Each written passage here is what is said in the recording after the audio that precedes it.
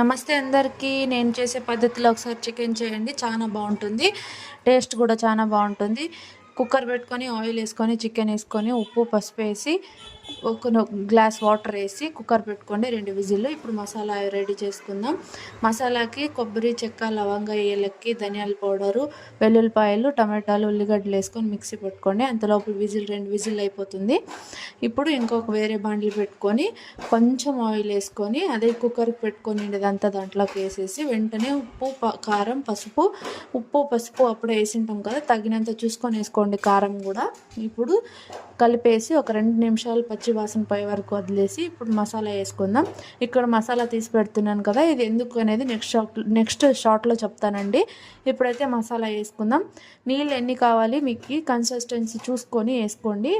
నాకు ఎంత కావాలో అంత వేసుకున్నాను. ఇప్పుడు కలిపేస్తే ఒక 10 నిమిషాలు ఉడికిస్తే అయిపోయి చికెన్ రెడీ. Tasty chicken.